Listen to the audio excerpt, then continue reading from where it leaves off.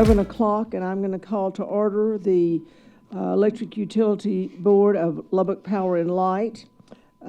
Is there any public comment? No one has signed up.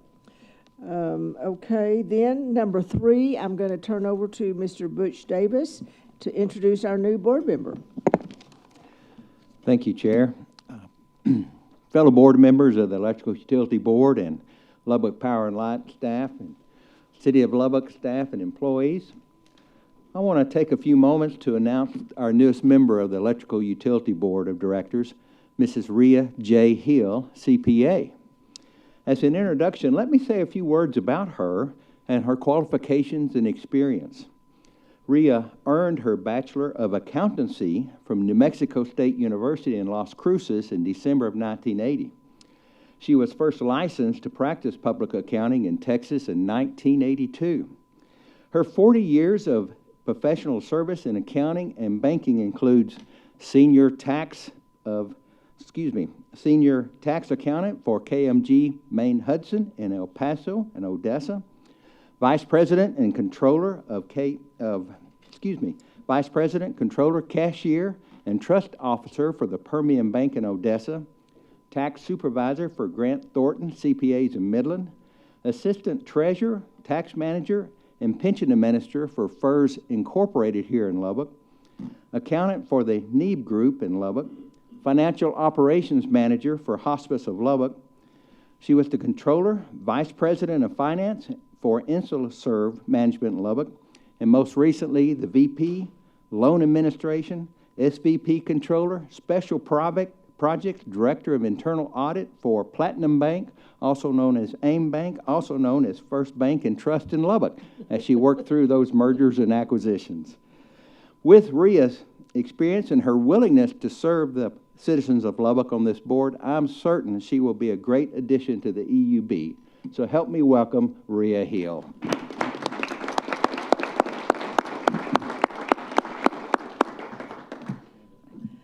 Wow, I'm kind of, everybody needs to go back and get a little more education or do a little bit more work. As a point of personal privilege, before we go into executive session, I would like to wish an early happy birthday to Dr. Ryan. You'll be 39, is that correct? Yeah, 39 and counting. 39 and counting. So wanted to do that. Number 4 on the agenda, we were going to recognize our responders for Hurricane, I think, was it Milton? Milton. And we're going to do that. We're going to defer that with the board's permission to just before open session. They're running a little bit late. Is that correct, Joel? Okay. Or if there's nothing else for number 5, executive session, we're going to now recess into executive session in accordance with 1 VTCA Government Code 551.086 and 552.133 on competitive matters of LP&L, and 2 VTCA Government Code 551.071 seeking advice of and consultation with LPL's attorneys on a matter in which the duty of the attorney to the governmental body under the Texas Disciplinary Rules of Professional Conduct of the State Bar of Texas clearly conflicts with Chapter 551 of the Government Code, and seeking advice of its attorneys about pending or contemplated litigation or settlement offers, and 3 VTCA Government Code 551.074 to deliberate the appointment, employment, evaluation, reassignment, and/or duties of a public officer or employee, director of the utilities, chief administrative officer, and general counsel. And it's now, what time? It's 11:04. So we're going to second floor? Second floor. Okay, thank you.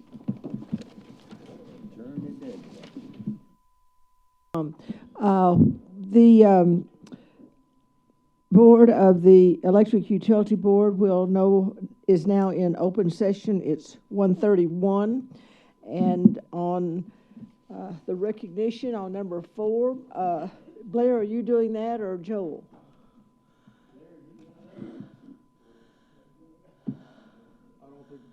Where's Blair? Is Cody going to do it? Go, Cody. Go, Cody. Well, great. Looks like you got some important folks, and after we do this, we got a lot of food for them upstairs, too.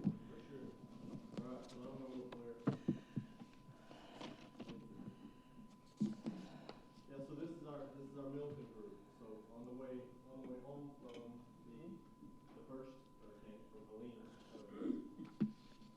Joel reached out, told us that we had a new mutual aid request back from Janesville. I guess our first guys made such a good impression that they wanted them back. So I got old Brady, he was leading the team back, and now they're There's Blair. He timed it just right. got old Brady. So Brady Anderson actually went on the first hurricane and volunteered to lead the second group back again. So he was gone for Is your microphone on? Is it on?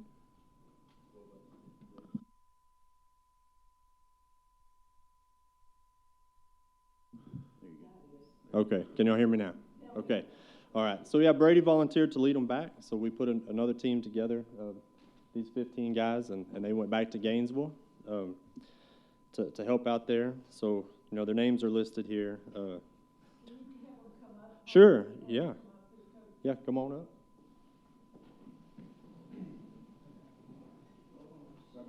Yeah, come back over here. Yes, these guys left. They left and went to Gainesville. They rode the storm out there on the 9th. The storm ended up going a little bit further south than Gainesville. They had a day's worth of work to do in Gainesville. They worked there on the 10th, and then they were reassigned to the city of Bartow. So they went to Bartow, Florida, and spent the next week working there, helping those guys for the city of Bartow. And we got them back home finally on the 18th, I believe. But there's a few pictures here. But yeah, these guys are the best of us. They volunteered. We had no shortage, so whenever we told them we need a team to respond to these hurricanes, we have more volunteers than we needed, and we're super proud of them. And we've got good feedback from both of the cities that we went and helped. So Gainesville was super proud of them. Obviously wanted them back. I've talked to their operations manager since, and if there's another storm, they won't love it. They want us back, and I think Bartow felt the same way. So I'm proud of them. They did a good job. Proud of Brady for stepping up and going twice. He spent one night at home over 25 days to go lead these guys and keep them safe, keep them out of trouble. That's the most important part to me, right? Is they did everything safely. We got them back the same way that we sent them out. And those are treacherous conditions and unknowns, and they did a good job. So I'm proud of them, and I know that thankful for Joel and Blair and leadership team for letting us go and participate and stuff like that. I think these guys will have memories for the rest of their career. Cody, how long were they there? Just a couple of questions. How long were y'all there in Florida? So on the second trip, they left on the 9th, and we got them back on the 18th, I think. The 18th. Okay. One of my questions is, whichever wants to answer, what was the hardest part and what was the most fun part? The drive was horrible.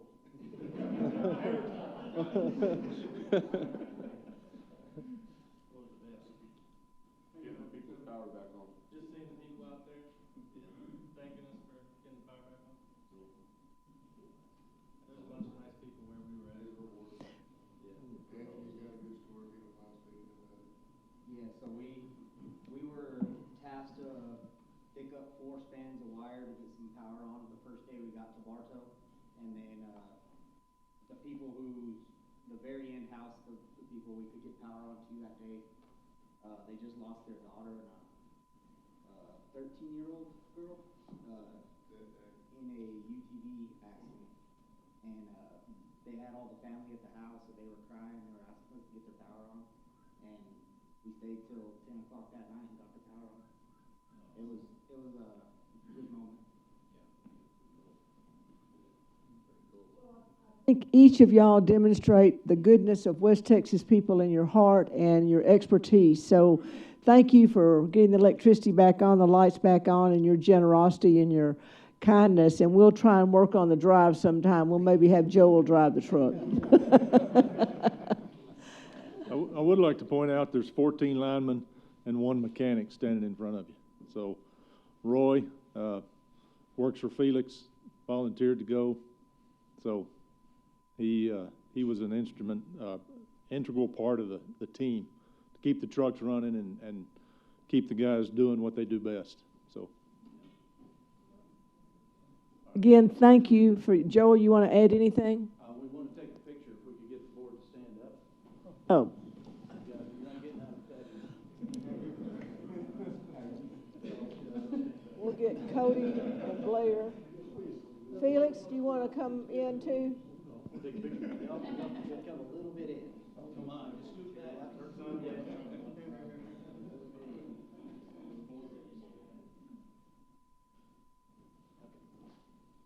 Try that one, Harvey. That is not safe, Harvey. That is a safety violation.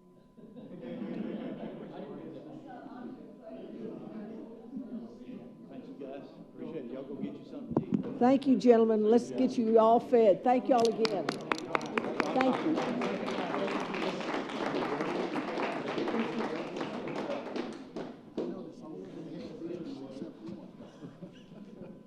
Yeah, that's part of being a lineman. You got to have a beard. They really are the best of the best, Blair. You got some great folks.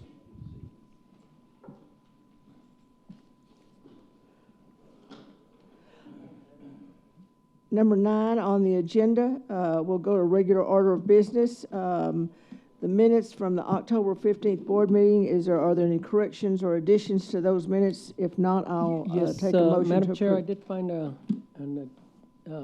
Great, we have our, let me just tell you, number 8, Chair Stafford asked for any corrections for the minutes, which there were none. Chair Stafford asked for a motion, so the word asked is missing from that sentence. okay. Will you make those changes then, Matt, Tom? Got it? Thank you, you just All right. made them. Thank you. So we'll approve those minutes with those changes that Dr. Gonzalez mentioned. Are you making that motion with your corrections? And the second to that, Mr. Wilson. All those in favor, please say aye. Aye.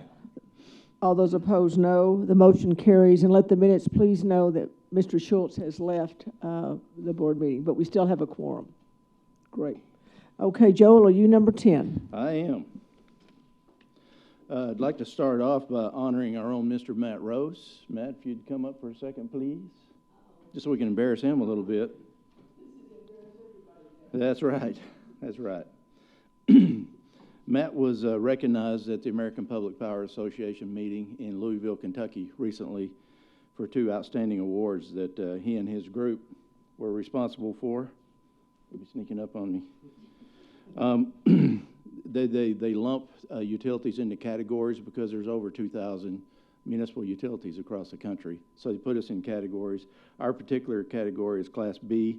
That means we have gross revenues of between 200 million and almost 400 million minus $1. So that is the category that we're in. The A category obviously is the largest, and so we're in the second largest group. So the category was for communications, and the event was Customer Connections Conference for APPA. So in the print and digital category, we got an award of merit in that category, and then also for the web and social media category, we got an award of merit in that one as well. And I'm putting you on the spot, but if you want to say something about those individual efforts, I'd love to hear from you. Sure, I'll just take a second. Because really, this is just, I got to go to Kentucky to get these 2 plaques, but it's a combination of all the folks that worked through this entire project, plus our folks in Austin putting together all sorts of materials. So really proud to get both of those awards. I think in our size category, we were the only ones that got multiple awards, and they made a comment about that. But no, just really proud of everything that everybody did to help get us across the line, because it was a monumental effort. So appreciate it. Good job, Matt. Thank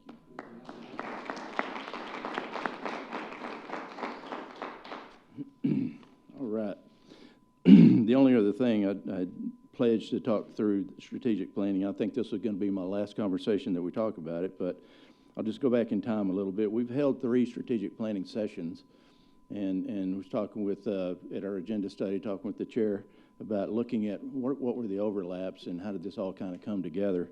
And it's really interesting for me anyway, to take a step back and look at it. So we've held 3. I've been here 2 years, but we've held 3 strategic planning sessions. And as far as I know, from what I've been told, this is the first one in a long, long time that we've held as LPNL. But that's something that I'm used to in my past, in my career, and I always want to make sure that we know where we're going.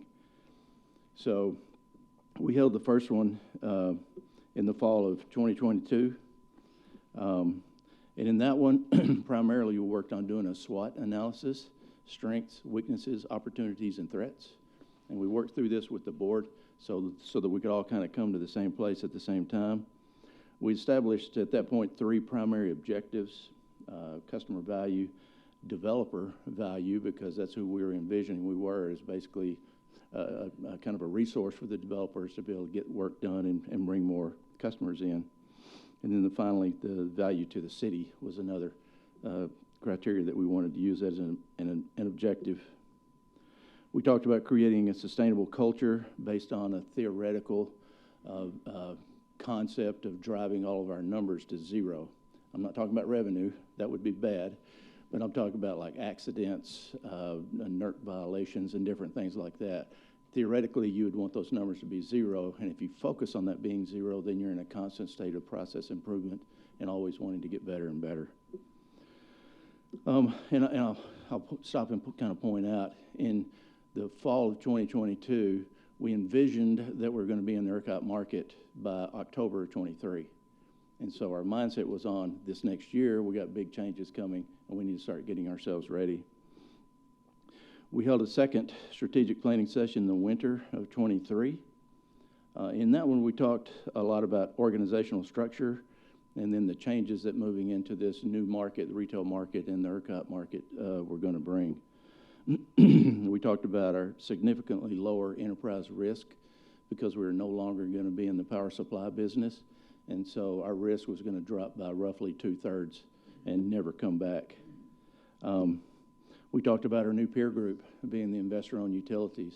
So Oncor, CenterPoint, AEP, and TNMP are the people that we're now more or less in league with for the work that we're doing and the way that we're doing it.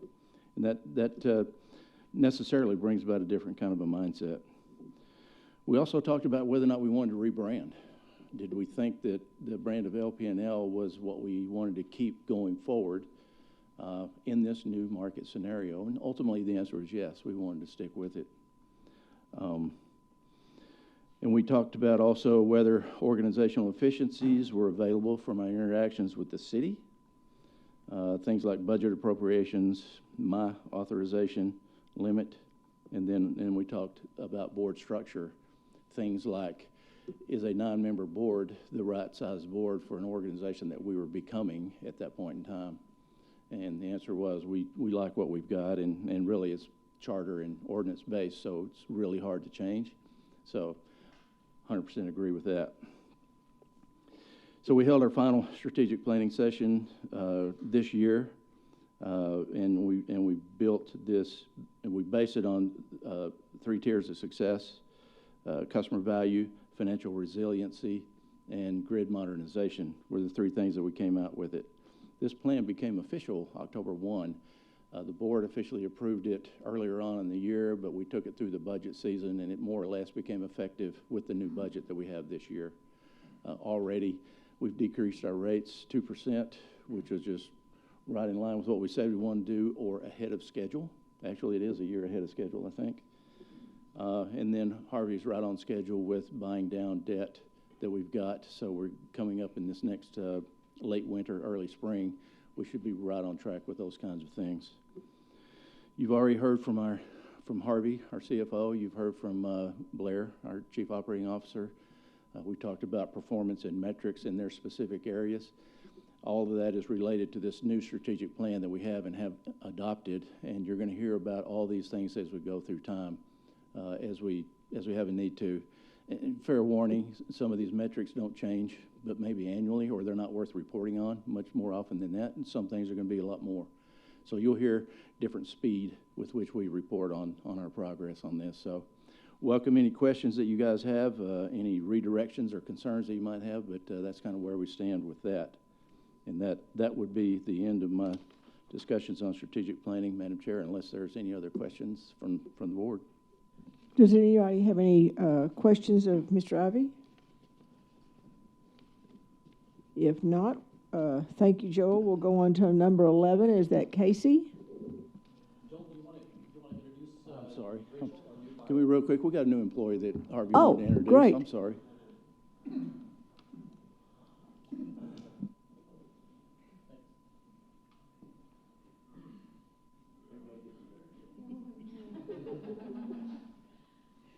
Good afternoon, everybody. So I'd Good like to afternoon, introduce- Felix. I'd like to introduce our new buyer for LPNL. Her name is Rachel Garcia. She is coming from the City of Lubbock Purchasing Department and has decided to join us in our team. So we're excited to have her, and let's say hello. Hi, my name is Rachel Garcia, and I'm glad to be here with y'all. Good to meet you. Do we have better coffee than purchasing in the city? Oh, yes. Good to know. Yes, sir. Thank you so much.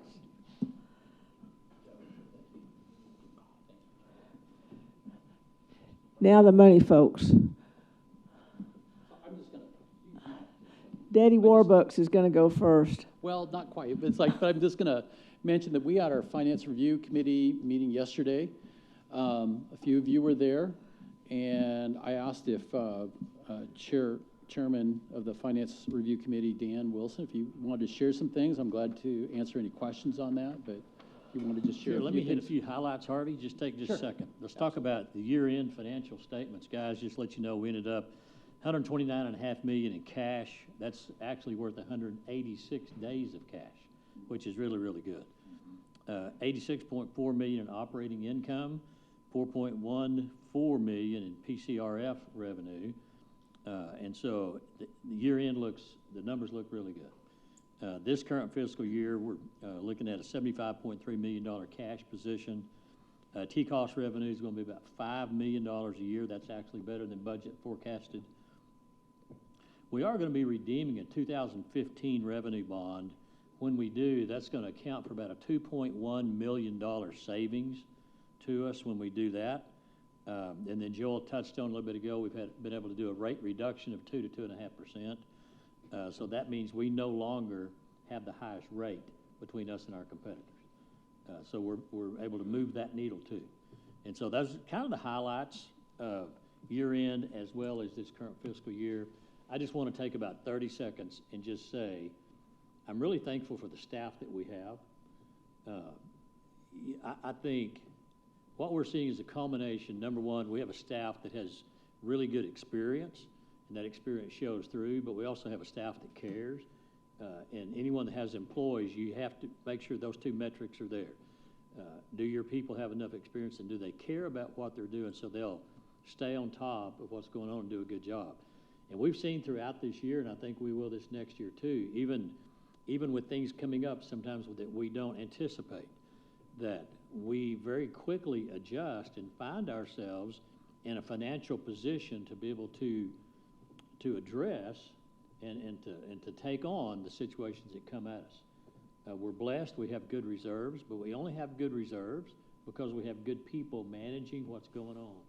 And that's how we've created some good reserves. I say kudos to the staff. All of y'all have done, to me, in my opinion, an outstanding job, and I thank you for that. So.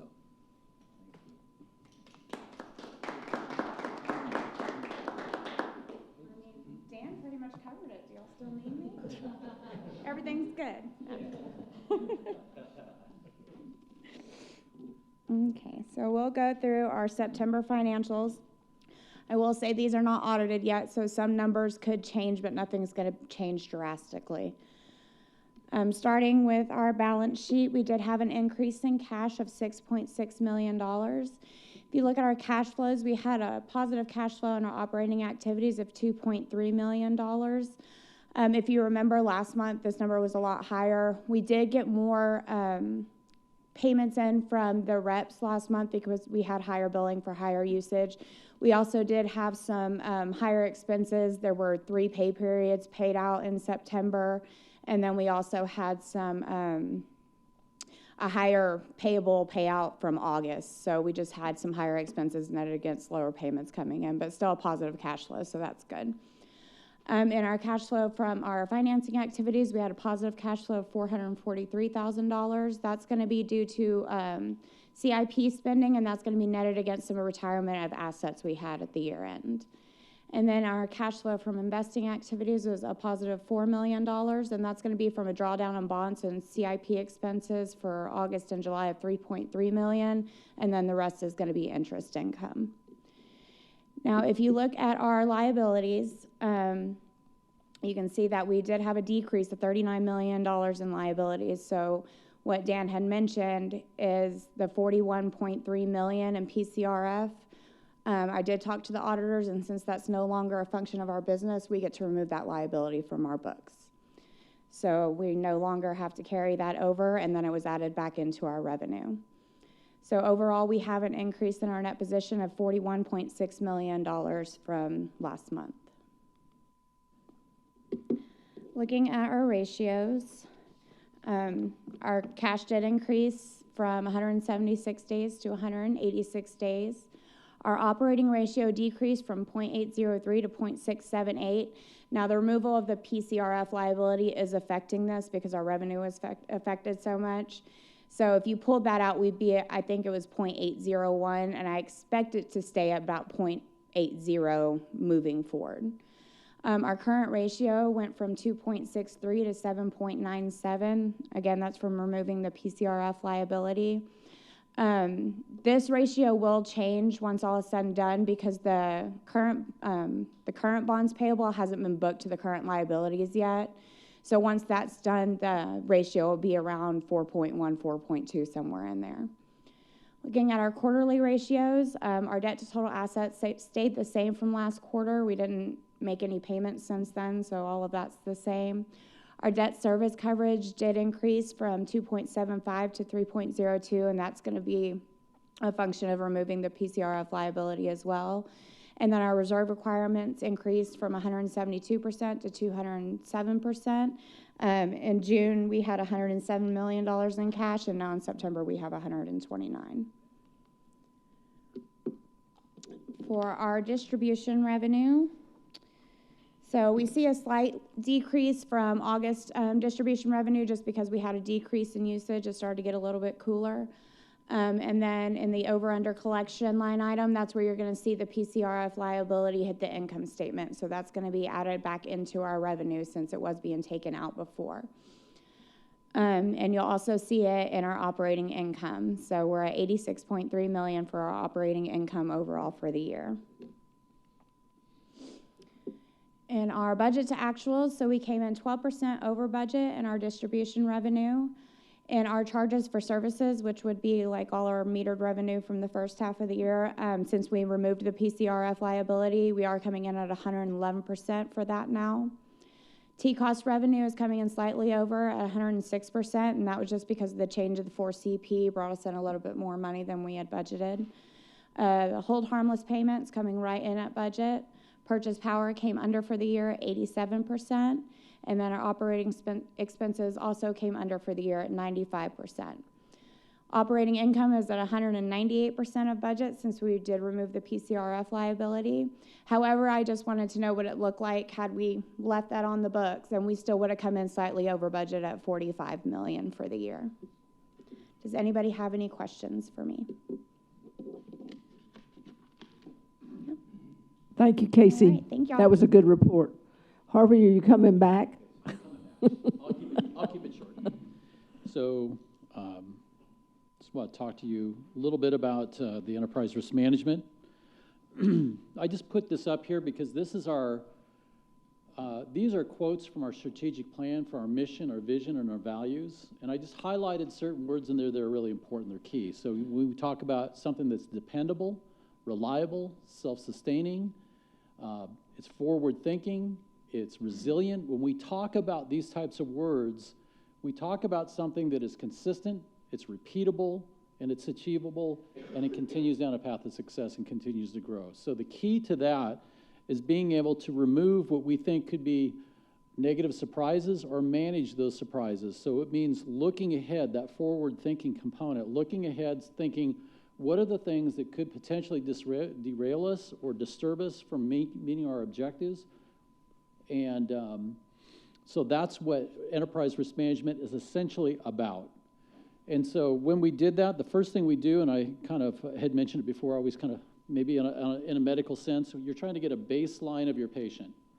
Where are we today? What does it look like today? How do we look today? And then when you begin to look forward each year, you're looking for improvement.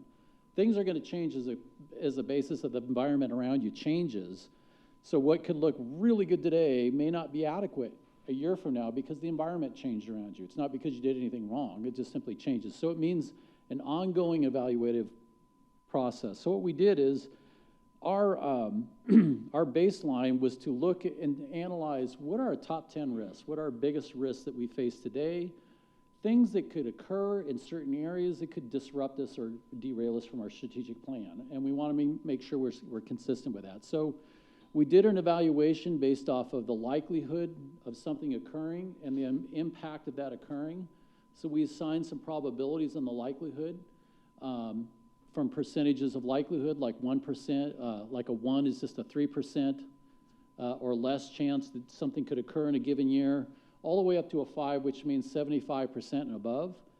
And down below, we looked at something that's rated a 1 on impact. We looked at it in a financial sense. We do know that it goes beyond it. It can be reputational. It can be other things. It can be safety related. All important. We looked at a financial one just to look at to start with. Anything that's a 1 or less, you're looking at something that's less than $500,000. It's still a lot of money, but in terms of a $185 million company trying to achieve its objectives, if something you hit that isn't quite as bad. We will do our Dell Command update here pretty soon. And off to the far right, if it's above, we looked at a high point. Anything that's 5 and above, that's $10 million. Those are things those are speed bumps, so they're bigger than speed bumps. They can really disrupt you. So those are the things that we did. It's important to know that under each one of these 10, there's a series of risks. Each one of them has a state of mitigation. In other words, you look at inherent risks, meaning what's your risk in just simply doing this event? And if you didn't manage anything, this is what the risk would look like. And there's some scary ones out there. And then you have basically, what do you do to manage the risk and make sure it's appropriately covered? And then residuals, just, okay, after you've done your mitigation, where does it still fall? Is it still pretty risky? And that's where you're doing your gap analysis to say, are there things that we need to beef up that mitigation on? Are there some things we need to look at differently? Or did just the environment, regulatory environment or anything else just change on us? And so those are things that we're going to look at. So each one of these has its own state of mitigation underneath of it. The next steps beyond this is this is going to be an annual process, so we're going to be bringing this before the board on an annual basis. Usually we'll try to do this in October as we get into the next fiscal year, kind of looking back, just like we would with our financials. And so we'll look back at these same top 10 and see where are we at today, how is it a little bit different, and what are the things that are facing us today. And that's just an ongoing assessment to assess, manage, and monitor and report those risks. Ongoing, we'll continue to review those. And it always means we're also scanning, being aware of what's out there. So as you know, when you have, I'll give you a for instance. So one of them on there was supply chain risk. So one of the things you ask when there's some big storm, whether it's Helene or whether it's Milton, the first thing you're aware of is what's our supply for transformers? Because you know what's going to happen. All the transformers are going to go to Florida, and because that's where they're going to need them. So what's our supply to meet our own current needs? So I know that Felix on the inventory, Felix on the purchasing side works with Cody Morris. They all do an inventory to make sure we've got adequate supply. So even if there's an event, we're going to be covered. So it's going to be those types of things. And then as it says at the bottom there, we're going to do an annual inventory and reporting. So we'll stay in touch with the board on this as we go to keep you informed. And if there's any questions, we'll continue to answer those. So that's enterprise risk management. Just one question. You said you'll look at this annually. Do you anticipate anything falling off of this top 10 or more of the additions? They'll stay and we may just have additions? What's your anticipation? I would probably say your top 7 are going to stay. They're going to stay in your top 10. Those probably are not going to come off anytime soon. Some of the small things like supply chain or maybe some of the others may begin to drop down a little bit. So you may see a wiggle on the bottom three that may fall off, and you may see something else come back on. So that's usually how that goes. Thank you. Any other questions? Okay. Thank you, Harvey. Thank you. Number 13. Good Is afternoon, that y'all. Clint? Oh, there he is. There's our guy. I'm here with bells on. Can I do that? Do that. Customer service key performance indicators. You've heard from Blair, you've heard from Harvey, now bless your hearts, you get to hear from me. So, we're doing some things. You notice Harvey said some key words in his risk management presentation. Keywords like forward thinking, change oriented, and resilient. Well, that pretty well describes my group. They really have a lot going on right now, and they've gone through a lot of changes. They have to put together their forward thinking, and then boy, are they ever resilient. I mean, they're really good. They just bounce back from anything we throw at them. So, gotta love them. I've got the best team there is, so I appreciate everything they do. Can I get rid of this? So the customer relations team departments of the City of Lubbock Utilities rely on certain key performance indices to measure our progress each month for providing our customers with the best customer experience possible. Key metrics along with overall efficiency of our departments of the City of Lubbock Utilities and LP&L are the driving forces for our organizational effectiveness. We've made changes to ensure that that our customer experiences are headed in the right direction. Now, to date, we revised our organization's structure to promote across-departmental collaboration and continuous improvement by merging customer relations with training and development and dispatch, and then collections with account support to create the Department of Revenue Management. So we changed our organization up just a little bit to try to get better collaboration, better information going between departments, and just to align them the way we need it. Anyway, this alignment allows us to streamline operations, improve communication, and enhance service delivery across the key areas that we have in our departments. Areas of celebration that we do over there, and we do celebrate our achievements, include decreased call handle time, an increased number of calls taken, and the development of a career progression plan for customer relationship reps and the utility service operators and collection personnel. I have that before the HR right now, trying to get that approved on there, so we are working with that. This progress reflects our focus on the operational efficiency and employee development that we have going on. If you'll see right here, I'll just show you very briefly. This is the organization structure that is over across the street. I'm very fortunate to work with them. I'm at the top of that, and then from there, you have different things. What I did is we combined the account support and collections and the USO. We put them all under one person. Just makes sense to have your billing and your collections under the same thing to where you can work it. So that's what we're doing. We increased a person in our training department, which is under Camille Poe. Camille is back here, and I appreciate everything she does. But anyway, the training department is under her. We have put a quality assurance person in that department to help there. We also have a process improvement manager, which will be working. That used to be the IT project manager or whatever. The title never really made sense, but anyway, this process improvement manager will be hiring it just shortly. So, and then you have the other departments of you have the USS team, which is under Crystal Brown, and then you have Market Operations Department under Michael. Under this organization right here, or this chart, you have 105 employees, not counting me. This right here I'd like to show you are the calls taken that I started this graph in October 23. At that time, we were actually handling calls at 35.17%, or the number of calls we were answering or being able to talk to and handle. You can see over time that has come up to over 77%. And our goal right now is we'd like to put it up to 85%, and then by the first quarter of 25, we'd like that up to 90%. And right now we average 1,141 calls a day coming in to the customer service department. So we have calls coming in like crazy. So, and it's not just the customer service department. They go to the collections, they go to other things. But anyway, everything is coming in right there.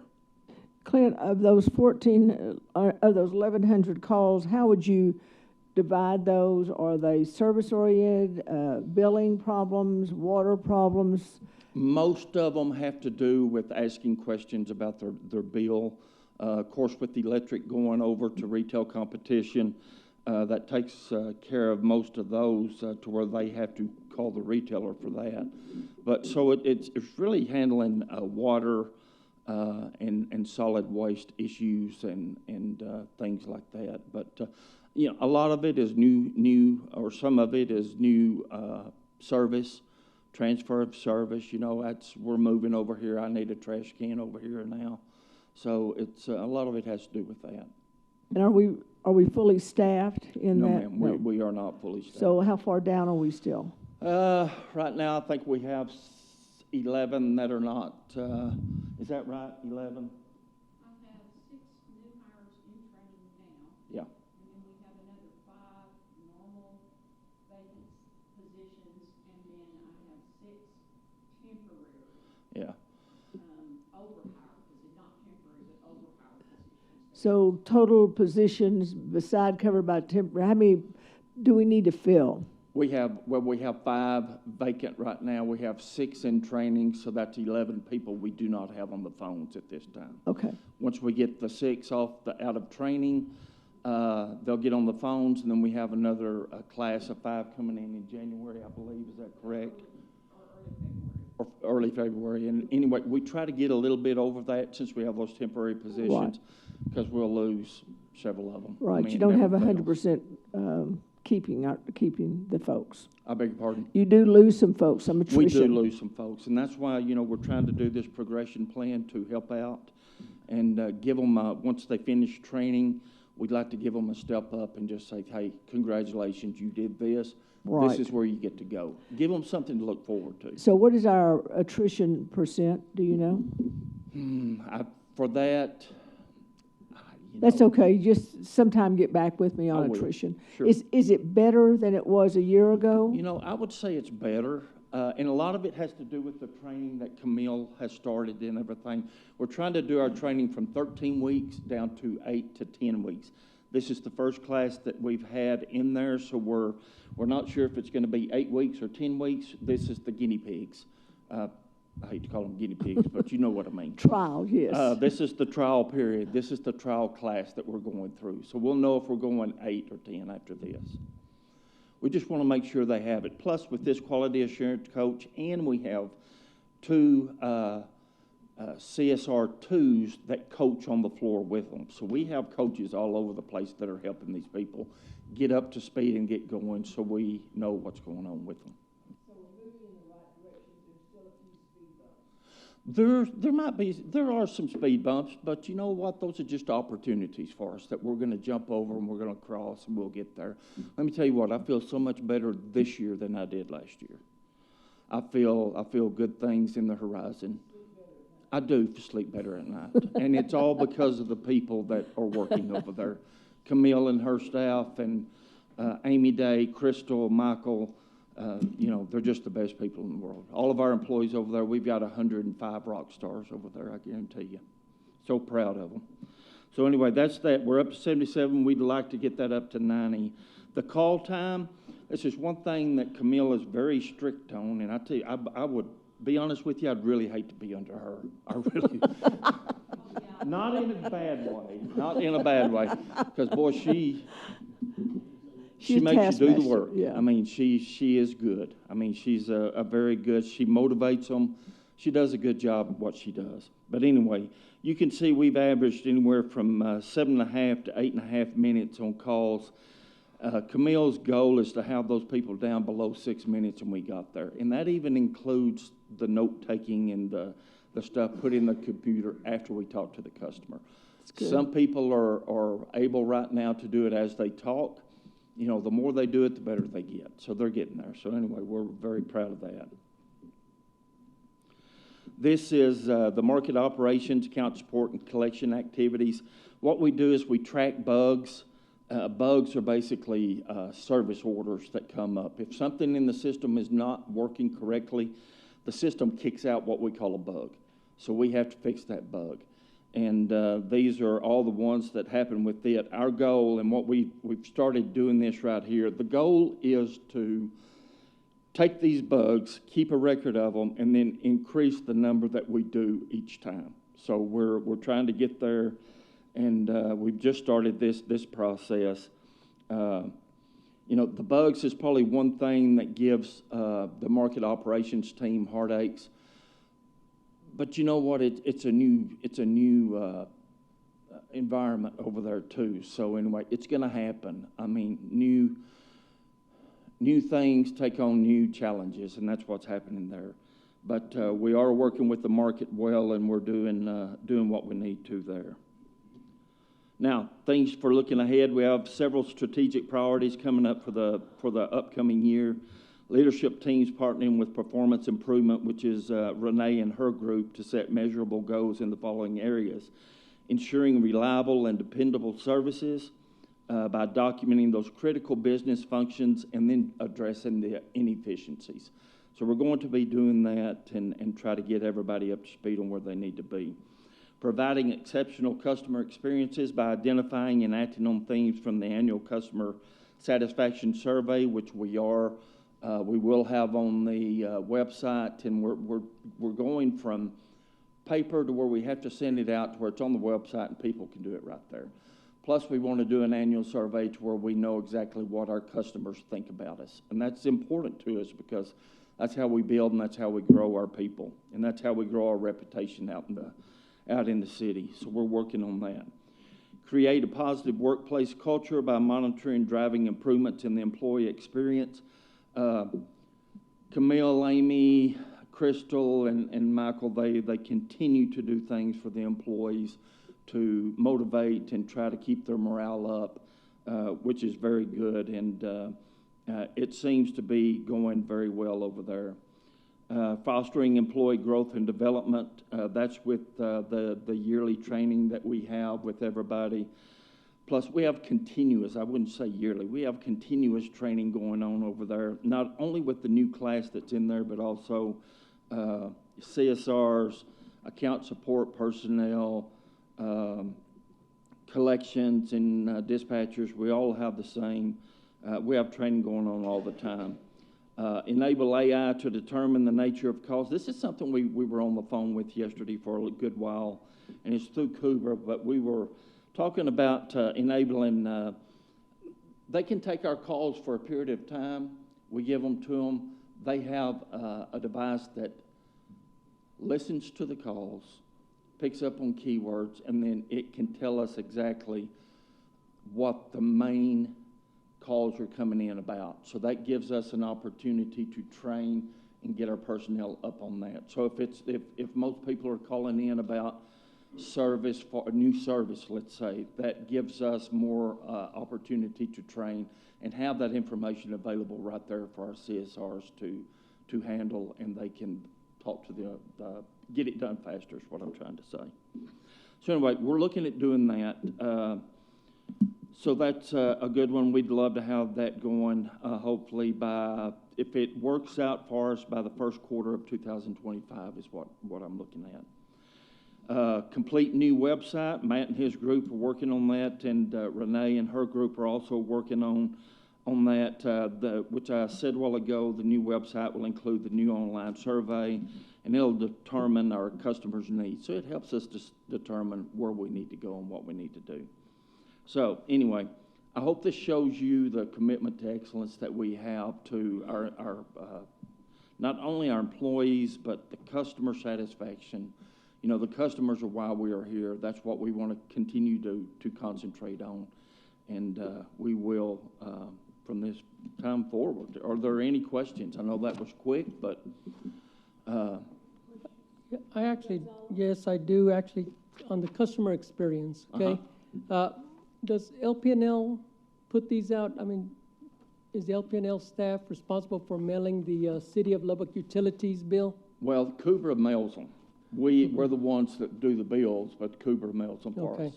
The reason I bring this up is because I set my mother up, 87-year-old mother. And we're working on that. Okay. We're still going on. Cooper is working on that. Can you, with the auto pay Yeah, on the bill? yeah, just background for the board. Cooper has that, and we're waiting on them. Is that correct? Yes. Yeah. I mean, we met with Cooper, believe me. Yeah. Well, it doesn't say that this is going to be paid with a credit card or a bank draft. So in her mind, because there's an envelope in there, I've had twice, I've had to pull it out of the mailbox, just letting her know, hey, remember. And I apologize for Yes, that, but not- we are. Yeah, but just as a reminder, okay? We are, just to no, let we're, you know. we're on it, and it's in Cubra's lap right now, so it's in their ballpark, Okay. and we're waiting on them to do it. That's good, so. all right? Debit or deal plus they send a bill. Well, she's paying it Well, twice. she's paying it, and then paying she it mails a twice. check, or Yes. wants to mail a check. Okay. You can just put my name on there.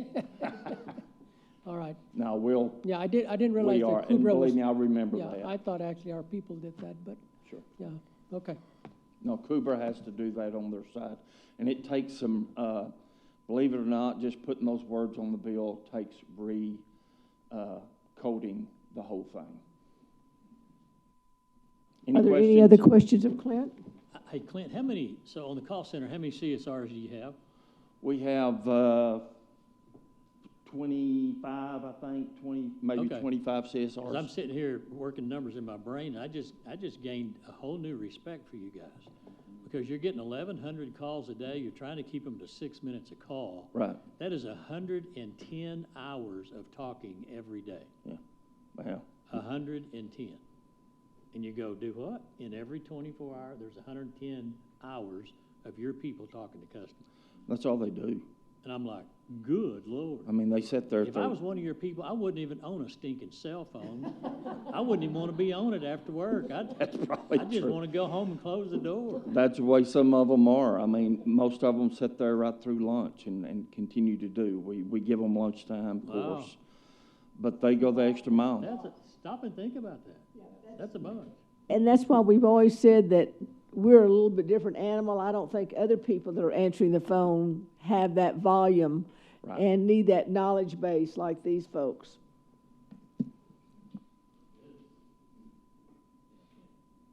Thank y'all.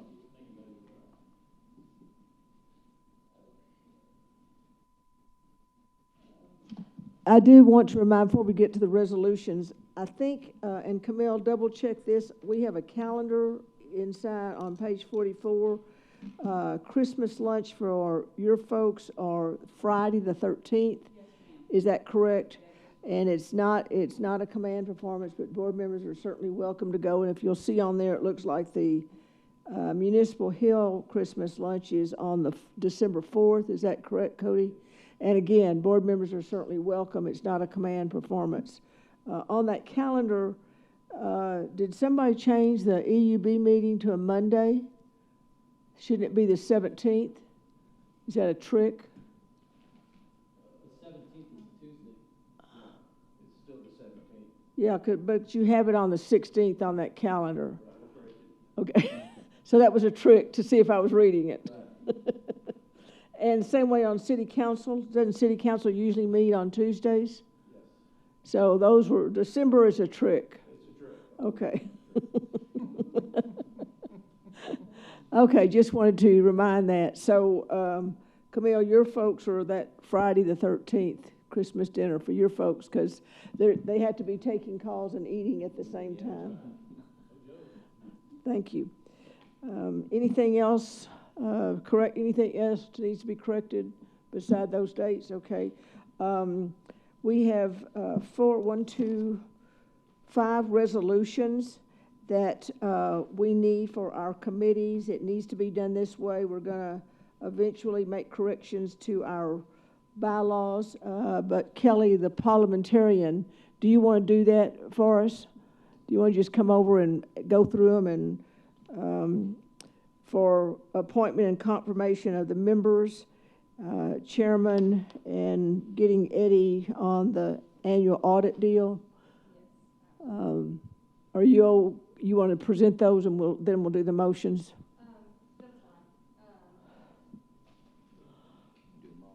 Yeah, I think I'll just, can we do them all in one? When we make the motion rather than each one? Yeah, if you'll do that motion. Okay, so for parliamentary procedures, currently all of our existing committees don't have term limits on them. And so if we're changing up the composition, obviously you have that opening because your board member termed out on his final term on his. We have some resolutions based on the board chair suggestions, and so those are in front of you in your books if you want to look at those. So number 14 is you're taking up action on 5 different things. You're going to take up action on the confirmation and appointment of members to the Technical Review Committee, and you're going to take up action regarding the appointment and confirmation of the Customer Engagement Committee, and then also the creation of the Bylaws and Policies Committee is a proposal. And then the final action is for the appointment of the liaison to the city for the Audit Advisory Committee. And those are all before you currently as they are, as they were given to us with the board members' names listed out.